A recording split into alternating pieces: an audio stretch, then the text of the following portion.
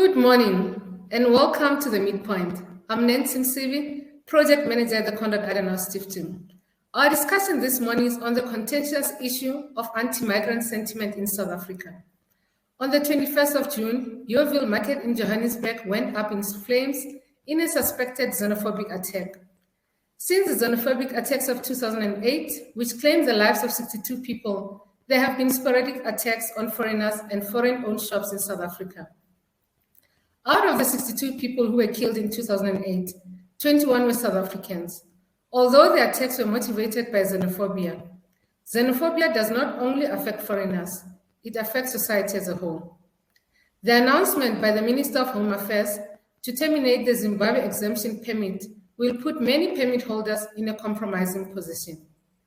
We are aware that South Africa has its own problems, which were exacerbated by the COVID-19 pandemic. The unemployment rate in South Africa stands at 34%. The worsening crisis of electricity shortage, the high crime rate, collapsing infrastructure, poor public health facilities, and many other issues. The lived reality of the majority of South Africans in townships and informal settlements is a daily struggle of poverty and deprivation. How do these issues influence the intolerance and mistrust of foreigners? Are some of the questions that our panelists will answer today. Our panelists are Tawanda Matema, Busentini, and Lily Tope. Our first speaker is Tawanda. Tawanda is a project manager at CAS, working on the European Union Migration Project. He is a PhD candidate in international relations at WITS. Tawanda is a recipient of the CAS SCIENCE Scholarship for 2020. He worked as a research scholar at SCIENCE. Tawanda's areas of research are in conflict resolution, peace and security, Southern African development, particularly in the areas of migration, poverty alleviation through agricultural development, and food security. He has published widely on this subject. He has a bachelor's degree in political science from the University of Zimbabwe, an honors degree in development studies, and an MA in development studies from WITS. Tawanda's presentation will focus on the common migration concepts that are sometimes used interchangeably and incorrectly in some contexts. He will provide some figures and also deal with the question, why is it necessary to change the narrative on anti-migrant sentiments? Over to you, Tawanda. Thank you, Nancy. A good morning to you, and thank you as well to the participants who have logged into this session. Perhaps to better understand the issue of anti-migrant sentiment in South Africa. But however, during this period and apartheid, migration was seasonal. People didn't really come in to settle into the country. It wasn't until post-1994, with the establishment of the democratic South African state, that migrants started to flow into the country to actually settle. Secondly, South Africa is the most attractive migration destination for migrants coming from neighboring countries, Zimbabwe, Mozambique, Botswana, but also beyond the continent, and even for those coming from the international areas and regions. This is mainly because the conditions, the political, social, economic conditions within South Africa are favorable as compared to other countries. When we look at Africa, authoritarian regimes, we have persistent civil wars. Let's look at Somalia and the Congo. And there's more economic opportunities within South Africa as compared to other regions. Thirdly, in recent years, what we've been noting is that migration has become sort of an overarching migration management policy framework. We have low capacity, human and material resources to implement broad-based migration management policies. And there's also been politicization of migration within the country itself. Currently, there are talks of overhauling the whole migration management system from tightening border controls to tightening visa application processes, amongst others. Economically, we see that migration features prominently in employment and labor discussions. A case in point is the recent draft National Labor Migration Policy, which came out earlier this year. Socially, there are population concerns over the issues of total migrant stock, or the total number of people residing or coming into the country of South Africa, whether they are documented or not, of which in 2020, the United Nations Population Division estimated that there was around 2.9 million migrants residing within South Africa. Other estimates push this number to around 5 million. But obviously, xenophobia. Now, these issues are intricately tied to the theme of today's discussion, which is anti-migrant sentiment in South Africa. So some questions come to mind. What is anti-migrant sentiment? Where does it come from? And why is it bad for democracy within South Africa? So to put it simply, anti-migrant sentiments are thoughts, they can be opinions, they can be feelings and attitudes that are opposed to immigration of people from their country of origin into another country where they are not citizens. The case in point in this particular discussion, South Africa. So since these are opinions and attitudes influenced by feelings mainly, anti-migrant sentiments are not always factual. In most cases, they create and in turn, they are sustained by negative narratives on migrants. So from that alone, we see that anti-migrant sentiments are one of the more significant threats to South African democracy because they do not reflect the actual lived experience of migrants, the relations of local hosts. There is this common negative narrative that migrants are in South Africa to steal jobs meant for South African hosts.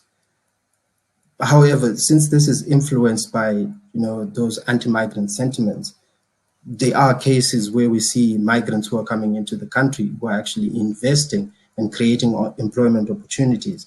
That is, for example, why we have business investment visas, for instance.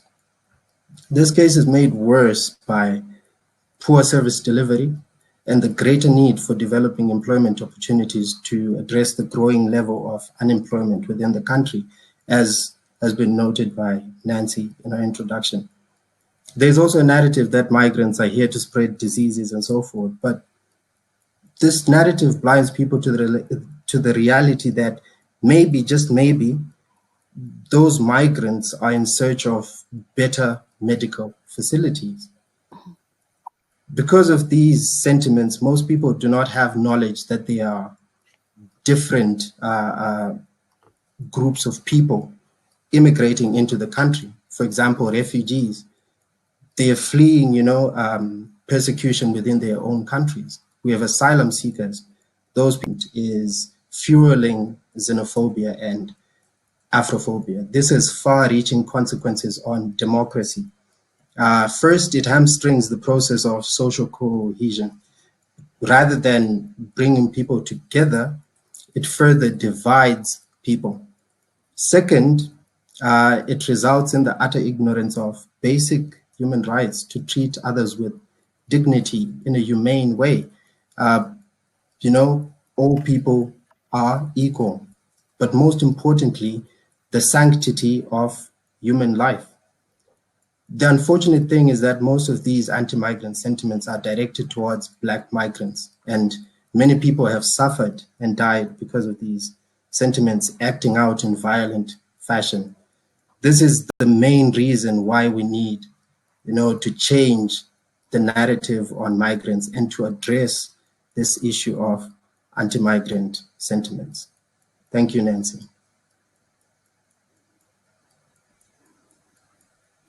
Thanks, Tawanda. That was well said. As Tawanda mentioned, we must just not take it for granted that every foreigner you see in South Africa is here to enjoy. Now moving from the theoretical part, going to the practical. Our next speaker is Bosi. Busintini is a monitoring and evaluation officer in the Vaksum Zanzi project of the South African Council of Churches. She was a lead facilitator for the anti-xenophobia program of the SACC from 2016 to 2021. Prior to this, she was responsible for monitoring and evaluation of the Global Fund program of the SACC. Busi holds a diploma in early childhood development. She is an ETDP CETA accredited assessor, moderator, and evaluator of learning programs. Busi will present on the findings of the anti-xenophobia dialogues, which were held in diverse locations in Gauteng between 2016 and 2021. They were implemented by the South African Council of Churches and funded by the Konrad Adenauer Stiftung. Over to you, Busi. Okay, thank you, Nancy. Okay, so as an introduction, this anti-xenophobia program was set up as a response to the xenophobic attacks, and it succeeded in partnering with relevant organizations and institutions in the fight against human rights violation of foreign nationals.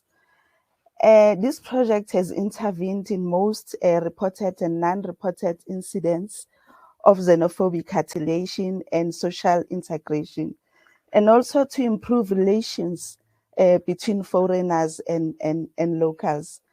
And our mission was that the social change campaign will change prejudicial and discriminatory perceptions, attitudes, and behaviors that trigger, amongst others, true racism, homophobia, and xenophobia. And we thought that this will be part of a broader counter xenophobia initiative infused by the principles and values of Ubuntu, humanness, and protect of fundamental human rights, and also to promote tolerance and inclusivity of human dignity and unity, diversity, after the concept of Jesus, who says, "In everything, do others as you will have them do to you, for this is the law and the prophet." And you will find that on Matthew 7, verse 12. And our targets were young and old, and they were from different communities and organizations around the targeted areas where we had these sessions. And we always invited foreigners, but in most instances, they didn't attend, fearing that they will be attacked or arrested and deported. But they attended very few of these sessions. COVID. And over 3,000 participants attended our dialogue sessions in Gauteng. So Ekurhuleni, we went to Thokoza, Katlehong, Vosloorus, Germiston, Palm Ridge, Tembisa, and Zonke Zizwe. So around Joburg, we had sessions in Braamfontein, Rosettenville, Hillbrow, Yeoville, Orange Grove, and Alexander. And in Mogale City, which is the west end of Johannesburg, we did Itshepisong, Riet Kagiso, and Mansfield. And around Soweto, we went to Jablane, Mofulo, Orlando, Diepkloof, Shawela, Central Western Jabavu, White City, and Snake Park. And the last region, we've been to Ival, and we did Everton, Sebokeng, Sharpeville, and Itshepisong. So according to the findings, let me just start by saying our findings are divided. There are those who blame foreigners for our societal problems, and those who say South Africans must take responsibility for their own lives and livelihood with the help of our government. And through our discussions on the ground, this is what our participants had to say. South Africans were saying foreigners are trying to for marrying Ugrasa Machel, that he allowed foreigners to flood in this country. And foreigners were blamed for human trafficking. Others blamed police for taking bribes from foreigners who are selling drugs instead of arresting them. And others blamed other government officials blamed other government officials for taking bribes from the foreigners who had no documents instead of sending them back home to their countries. And others felt that this country needs to build refugee camps like in other countries so that they are able to monitor who is coming in and out of this country. And others felt that our government needs to deal with the issues of cheap labor because it has also contributed to the xenophobic attacks that has been keep on arising in this country. And others said we must start, as South Africans, we must start assisting the government by identifying how many foreigners we have in our communities so that they help them to at least assist them with documents, and those who are in this country illegally and have no interest to be documented must be sent home. And this was because our Home Affairs said you must start confronting issues of service delivery and stop calling them xenophobia,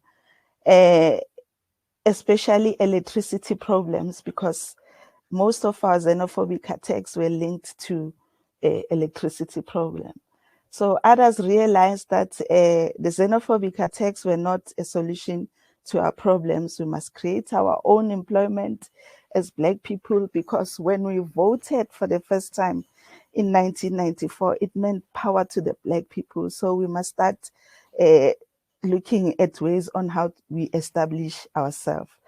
And that our government must come up with practical funding institutions that will support small businesses to grow, enable and be able to compete so that we are able to compete with the world. And the challenges that encountered during these dialogues, it was when we were held hostage at Yeoville Community Center during a dialogue session. Amongst our participants, we had people from IFP, ANC, which are political parties, and foreigners. Luckily, the police were able to rescue us. At a dialogue, in another dialogue session, asking for assistance at some point, different assistance. And there was a case of a woman who wanted out. She was selling drugs when she started. Later, she was then told to go and steal young children of the ages from 4 years to 7 years old. And there was a foreign national who felt stuck in South Africa and wanted to go home, but didn't have papers and funds to return home. And there are also cases of South Africans who were not documented, and they were assisted by statelessness unit of lawyers for human rights through our cooperation. And there were also cases of some local women who were previously married to foreigners who disappeared, and they wanted to start a divorce process, but they couldn't get hold of men.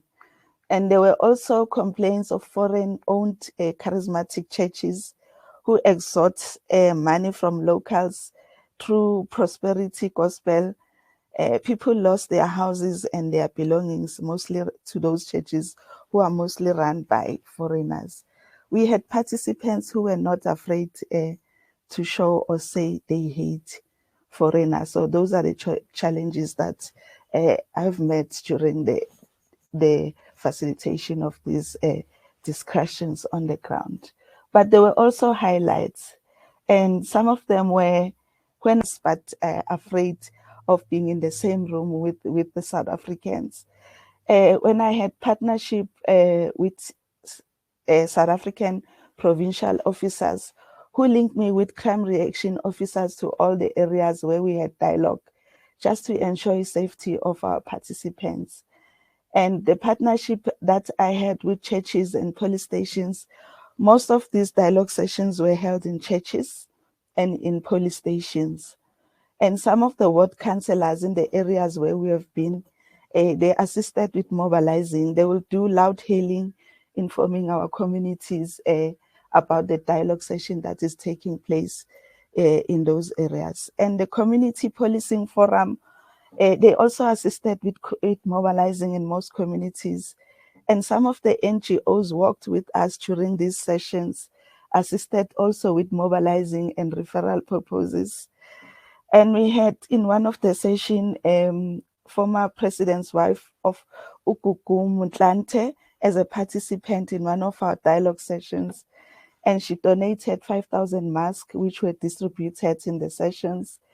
And we created, as a result of these dialogue session areas, and these dialogue sessions assisted some of the participants to realize that xenophobic attacks do not provide solutions to our problems. And most of the attacks started as a result of dissatisfaction with high crime rates and lack of electricity, unemployment, and many other issues. So at some point, we agreed with most of the participants that we must rather engage our government officials and law enforcement agencies instead of taking the law into our own hands. And yeah, that's it from my side for now. And I thank you. Thank you very much, Busi. We'll now move to Lily, but I don't know, I see now Lily lost the camera is off. Oh, you're still here. Okay, fine. We'll now move to Lily to hear if maybe there are similarities with what Busi presented in terms of the work that Lily's doing in KZN. Lily Topper is a project manager at the Democracy Development Program. She's currently a PhD candidate in sociology at the University of KwaZulu-Natal. She holds a master's degree in sociology and 2 honors degrees in general psychology and psychological counseling. She was trained at WITS, the National Institute of Health. Over to you, Lily.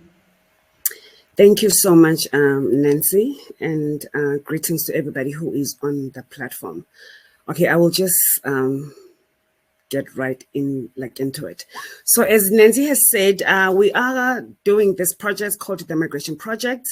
It is based in KwaZulu-Natal, specifically in the 5 sites, which is Umlazi, Isipingo, KwaMashu, Signem.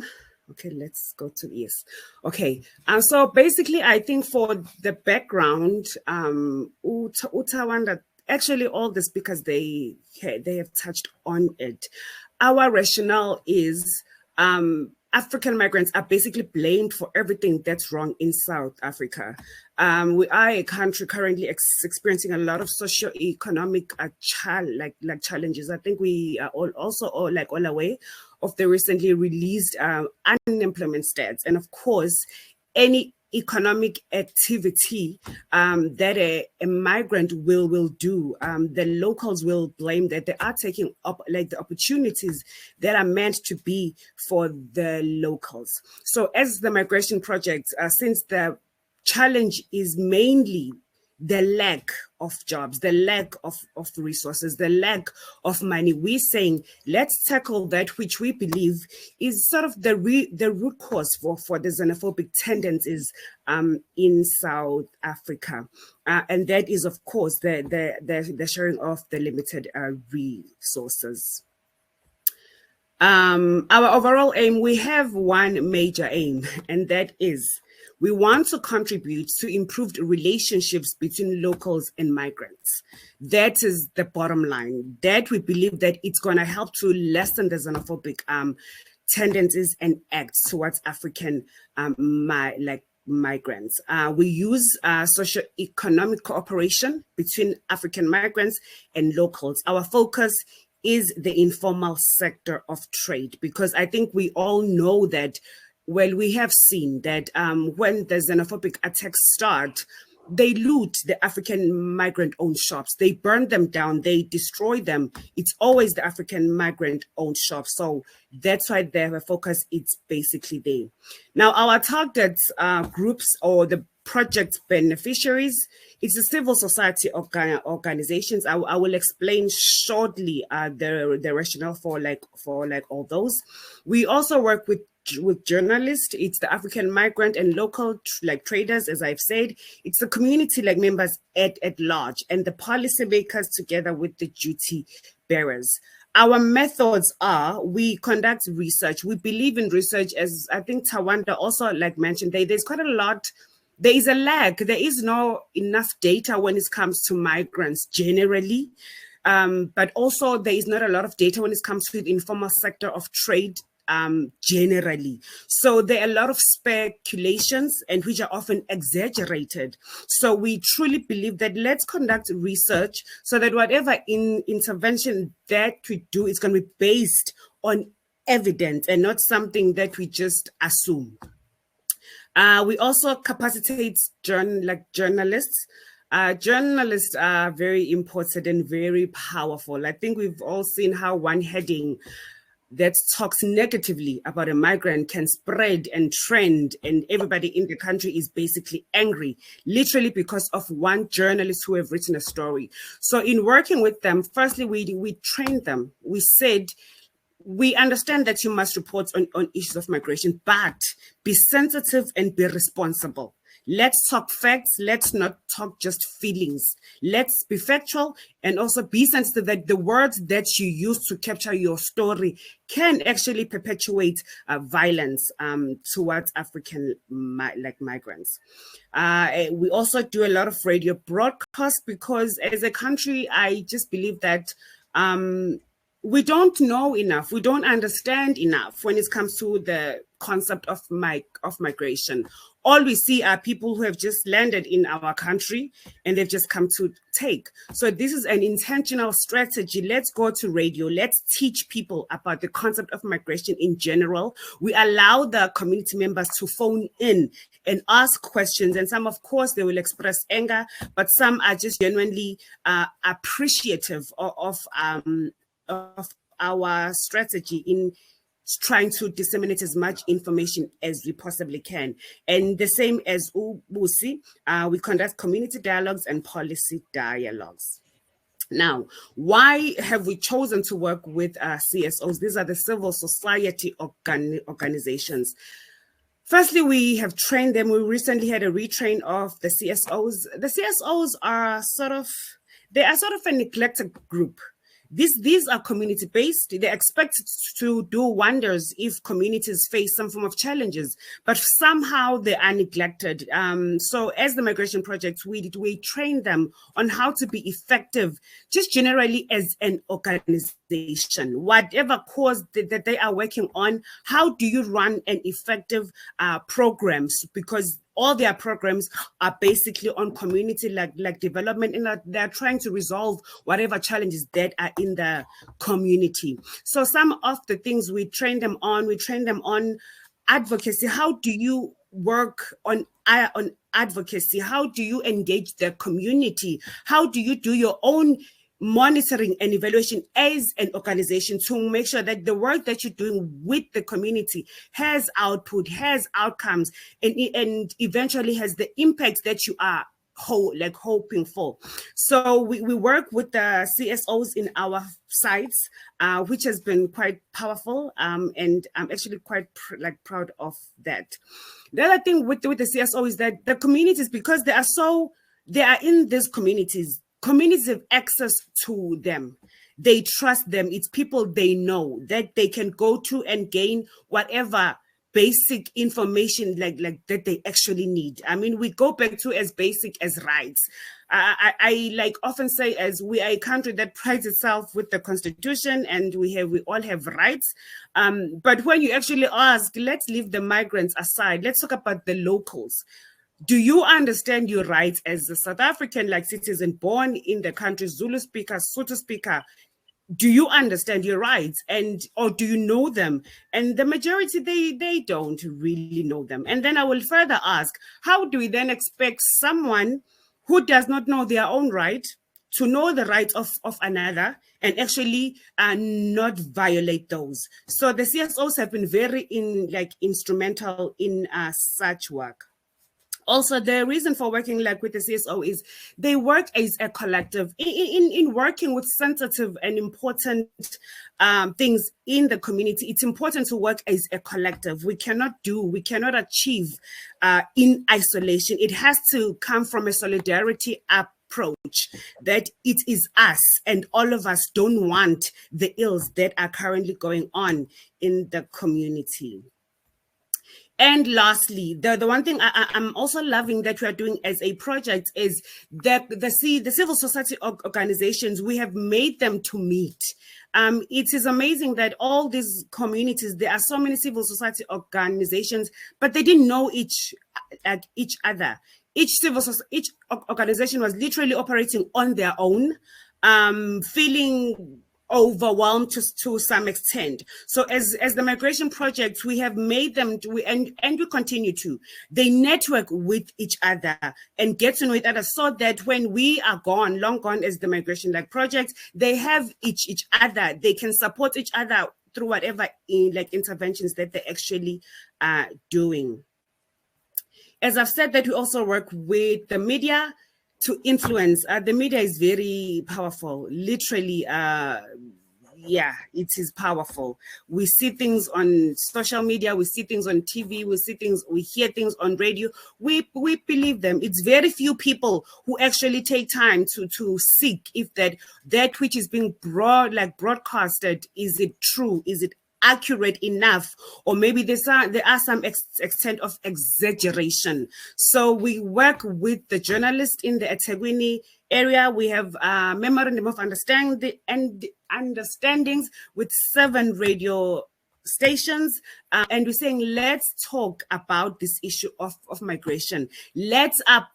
We consciously paint it in the positive light, because that is the intention, but we're not disregarding the feelings of the locals, because it is a fact that there is a lot of lack in the community.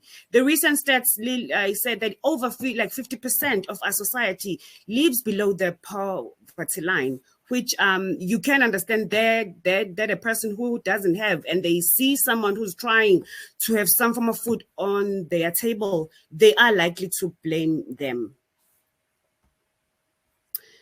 Community engagement. As I've said, that we conduct community dialogues. Those have been very powerful. Same as Ubusi as well. We also had challenges, like sometimes to recruit migrants, but I will also talk about how we have sort of worked through that and managed to get more migrants onto our events. So what is important here is that we need to involve, and we do involve, community leaders. The representativeness, it is crucial. You need the stakeholder buy-in. Who are the important people? What are the important organizations? Get their buy-in, because these people are known by the communities, and therefore they are most likely, when they are on board, the community is likely to also be on board. The overall aim for these community dialogues, we just want to hear, understand, deconstruct, in order for us to really reconstruct the narrative that we are consciously trying to achieve. We, of course, always acknowledge the views, the concerns, and whatever, knowledge. But I think the one thing I'm loving the most is it is an opportunity to really correct, because there's a lot of misinformation. There's just a lot of wrong information. So such spaces, it allows for us to correct the information. Entrepreneurial training. Migrants are blamed, as we have said, and our focus is on the informal sector of trade. It's not only that they are blamed for taking jobs, but they are blamed for doing a business that a local is supposed to be doing. I don't know how that works, but it does. It's not like they were hired, they took a job, but no, they saw a space on the street corner, decided to put a table there, and for some reason they're actually blamed. So what we do in this entrepreneurial training, it's another conscious, intentional strategy where we bring both. We are currently training 233 traders. Yes, they learn all the things about business skills, how to start a business, how to market a business, the financials of a business, so that they can actually grow their own businesses. However, we have also made these as networking spots that network, get to know each other on a personal basis, on a business basis, in the hope that some form of a partnership will actually emerge from spending most of the time together. Now, what has been our experiences in working with migrants in KZN? Okay, firstly, when we talk of migrants, it's not an issue that we can work in isolation. They live in communities. They are part of these communities. So for whatever integration to be successful, locals need to come on board. But not only locals, they also need to come on board, because it really is no use to discuss people who are actually absent. So somewhere, somehow, we need on working to get the trust so that everybody is involved, is present at these events or at the meetings. We also found that there's a lot of mistrust or distrust between the two groups. With the migrants, the feeling of not trusting locals, it's the one we know of, the xenophobic attacks, which from time to time they just they happen. So that's understandable. They live in fear. However, for the locals, I think this one is the more interesting one for us, because the locals, when you ask them that why don't you like migrants, why don't you trust them, it's never something specific. It's just biases and the prejudices that spread, whether through media or through a friend but it's never something personal that I've experienced this personal thing with a guy from Kenya. No, it's always no, but these people are not right, which means that there is something wrong. And that's the narrative that we are trying to change. And what is more sad is that although migrants feel helpless to some extent, they still feel stuck in this country, because as Tawanda touched on, why people like migrate for the most part, because we work with the disadvantaged ones. They come into this country for refuge for the most part. But because although things are so bad for them, the experiences in the country, going back home is not an option, because possibly they stand to lose their lives. So that is sad, and it's such things that as the migration projects, we really try to get out there for the locals to actually be aware of. But on the positive as well, some locals, they really do their best. They are active protectors of migrants, and some have even said that when the xenophobic attack starts, it's us locals who literally stand in front of the shop of a migrant and say, you will not burn this shop. So such stories, they do make you quite happy that if such a group can exist, we can spread and multiply such positive thinking and behavior. Now, how do we counter the African migrant participation challenge? Because they need to come more and more and more. They are suspicious. Busi has touched on that. As I've said, get the stakeholder buy-in. In KZN, I'm sure in other parts of the country, there are committees that each African country has. Like, for an example, Zimbabwe has some committee, a migrant committee, where the people from Zimbabwe, I don't know whether they report to or they meet and discuss their issues and end. So I'm saying, get those leaders, all those committees, all those migrant committees have chair people. Get those people on board, get their buy-in, because their followers or their committee members trust them. Get their buy-in, tell them what you intend on doing, and then it's most likely to see some form of a change, because we started with very few migrants, and we've gained more migrants through referral, because they've trusted us, and they invite more migrants to come to our events because they feel that they can actually trust us. But also consistency is crucial. Migrants, when it comes to researchers, for an example, you'll find scholars, they'll go into communities, they'll conduct some research, get all the data, and then they leave. So I remember one guy at Isipingo, when we had our first meeting to introduce their study, I think it's from Nigeria. The first question was, how do we trust you? Because we've had people come to us, talk to us, promise us their interventions. We have never seen them again. It's needless to say that he's one of our stakeholders. We have kept our word. We are consistent. They see us at least once a week. So that's a relationship that you build and you sustain a relationship. Sorry, Lily. We are quickly running out of time. And okay. we must still do the policy recommendations. Guys, we see your questions in the chat room and your comments. We appreciate them very much. Lily, if you can wrap up so that we can go to the policy recommendations. Literally, Nancy, this is the last slide, so it's okay. In dealing with the community as the local host, because we can't talk of migration issues without disregarding the locals, as I've said, let's be sensitive to the grievances of the locals, because we are blamed that we're always taking the side of the migrants. Let's highlight the positive work of migrants, and let's be intentional in creating and sustaining relationships. Okay, and I will just leave it at that. That's where we are at for those who would like to follow us and the work that we actually do. Thanks, Nancy. Thanks very much, Lily. And to all attendees, just to let you know that Lily's presentation is available. If you're interested to get it, please send us an email. We'll make sure that you get it.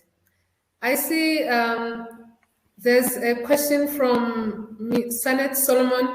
Oh, first of all, they're saying great presentation. Question: how does South Africa address this anti-migrant sentiments?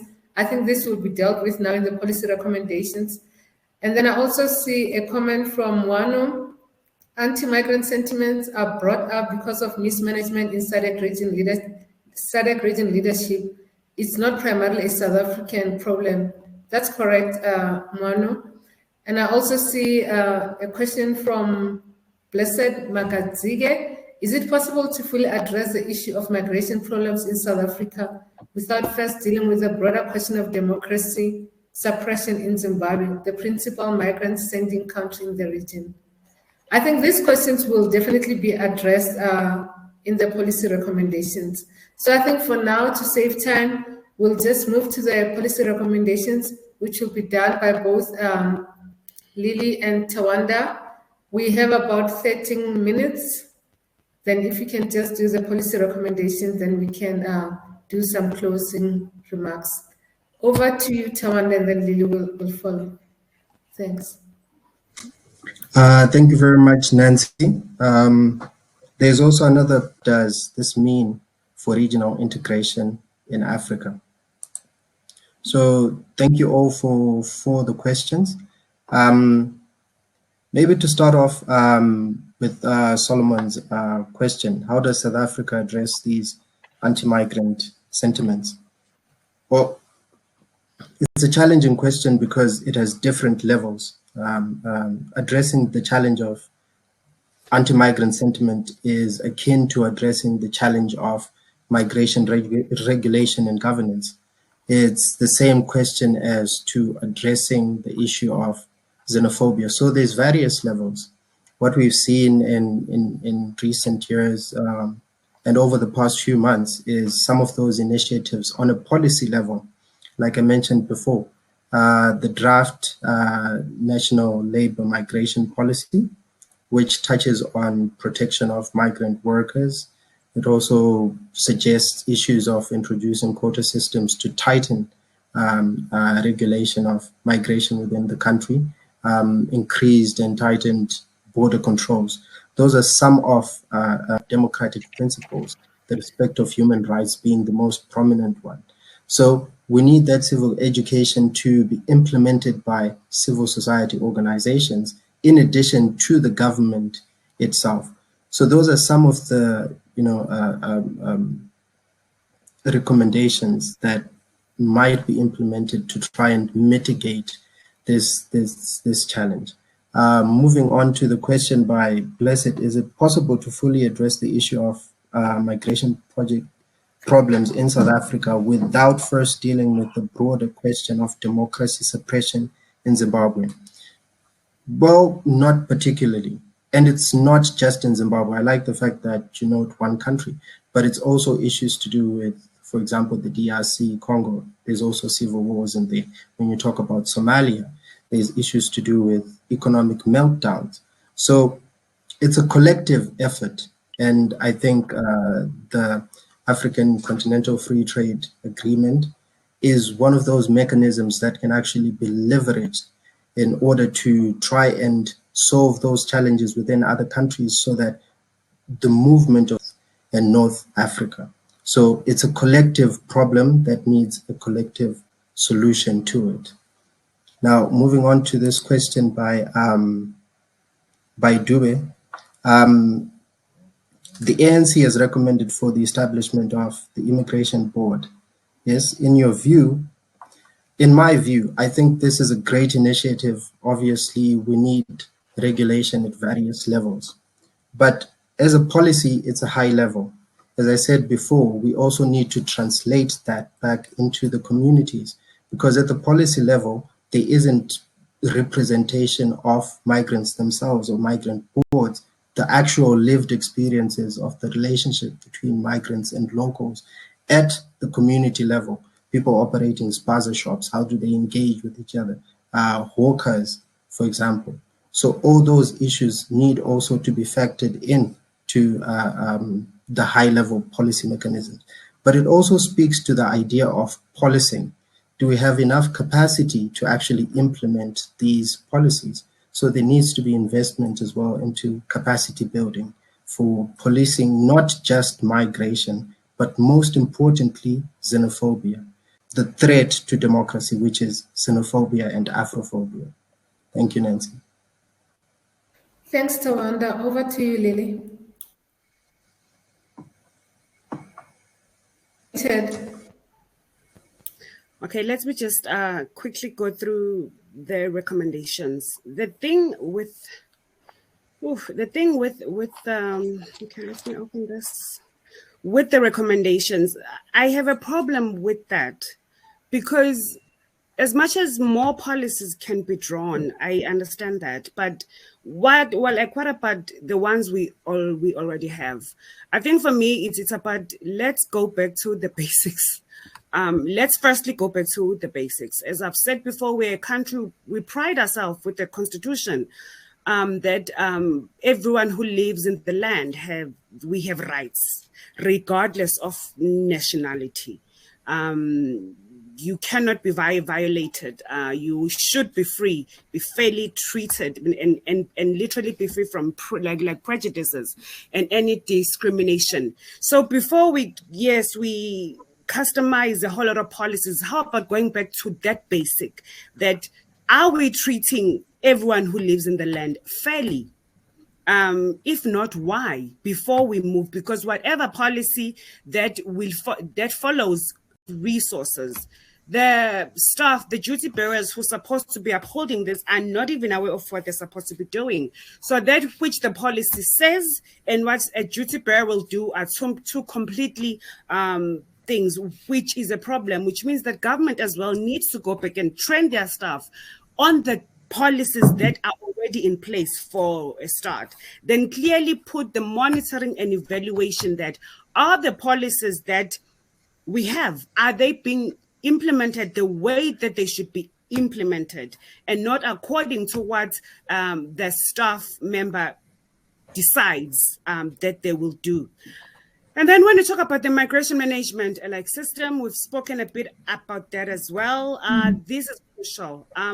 For me, this is more important because when you talk to people in general, they scapegoat the migrants, saying that they are untraceable, therefore they are the perpetrators of all crimes that are done in the country. So let's have a migrant management system that is effective from the point, literally, when they cross the border until they are settled wherever they are. But let's also not deal with the personnel who are at the border gates, because it's very easy to blame a migrant, but it's because of time. I saw someone saying that an hour it is not enough.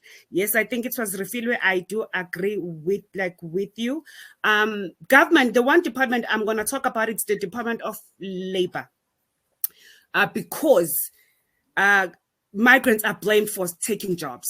Specifically, that's sort of the overarching accusation that migrants are the takers. So, but the problem with that is they say that migrants take jobs. They don't say that migrants are offered jobs. These migrants are offered jobs by an employer who decide that they will give them minimum wage. Now, what is the Department of Labor doing about that? Are they monitoring Why don't they have their own inspectors literally go into industries and making sure in terms of who is employed, like how they're employed, but more so checking on the wage that is actually being given to the staff member. In this case, we're talking migrant, because the employers sometimes also who are locals are exploiting and disregarding the law. However, not much is really migrants as a homogeneous group. And you see that a lot of policies are just generic. It's a group of people. But there are females, there are males, there are youth within a group of migrants. So whatever policies that we do need to talk to the different categories like we have in South Africa. Then involve migrants in the structuring of these policies, because I know that government, when they talk of developing policies, they will go through the consultation process, but are migrants involved enough in the consultation process, because these two affects them? Otherwise, just developing policies about them, it sort of has a God theory like on them, which is sort of inhumane. Conduct dialogues. I truly believe that we need national dialogues to talk about issues of migrants and refugees, and we need national dialogues to involve government departments, civil society organization, the private sector, to talk about issues that affect all those living in the land, and then find ways to how do we work past those issues of migration. And I think for the recommendation for me, that is it. I just want to see if there's anything I may want to. Yes, Mr. T, you can go on. Just of note, yes, obviously 1 hour is not doing justice to this discussion. Obviously, more discussions need to be held. But for the purposes of time as well, I see that the time is going. So we have a link in the chat box where we have some of the publications that we have. We have a mapping research results document, which was published by the Migration Project on the state of migrant entrepreneurship. Secondly, we have a journalism training manual. Lily spoke about the importance of the media in reporting responsibly on and ethically on migration. The role of the media is not just to entertain, it's also to educate and inform. So we have that manual as well. And we also have a training manual for the civil society organizations. These have been really helpful in terms they are not a homogeneous group. Some are here to study, some are here to invest, some are just here as tourists, so to speak. So all those materials are available. You can download them. They're in the link in the chat. Thank you very much. I think let's just take this last question from Butlen Doda. Butlen says, I have a question. If xenophobic attacks stem from the belief that foreign nationals are the cause of unemployment and challenges of service delivery in the country, why are Africans specifically targeted and other international immigrants less so? I think if you can just address that, then we'll wrap up. Yeah, Bushle, this is a problem. As Tawanda said, when we talk of xenophobia, the attacks against migrants, it's never the international one. It's always the African one. And that is a good, good question. One possible response is they are accessible. They're easily accessible to us, because when you look at the attackers, it's another African. Well, it is a South African. It's never often another nationality. It's often before you voted, before you made us vote, or before the elections, you promised us all these things. There will be more employment.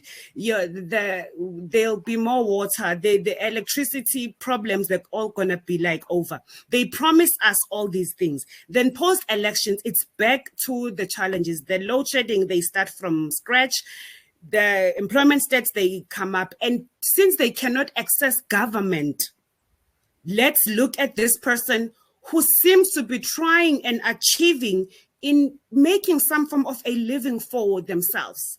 So they literally the easy targets. The reality is that if you cannot get to the top, get to the one who seems to have what you don't have, instead of you yourself also trying. Because I always say, yes, we have a government, it should serve, but we don't make our government accountable enough, unfortunately. Civil society, we try. Some attempts, they go all the way, but it's always a struggle, and that is the reality, which is why it's more important for civil society organizations to come together for such causes, to really push and make our government accountable. Let them deliver on all global phenomenon. We just seen with the issue with Ukraine and Russia. It's global. The migrants from Ukraine, they may not have come to South Africa, but they went somewhere. So there is no avoiding that. Thanks, Lily. Tawanda, would you like to add anything? Not particularly, but just to indicate that it's one of the key questions that we continuously ask ourselves when we think about migration management and how to mitigate, the challenge of xenophobia and migration. It's a difficult question to answer, and there are various, responses to it or possible explanations for it. One can take the history of the country itself. Migration was not as common where people come in to stay, during apartheid. And the transition to democracy then, as I mentioned before, there wasn't an overarching policy framework to try and cater for that and also integrate those migrants. So that's one of. Thank you. Busi, any last word from your side? Maybe regarding the question that you just that was asked now, it kind of remind me of one of my participants who was a Mozambican who said to South Africans in our dialogue session, if you think you fought for this country alone, you must think again. Because if you link this with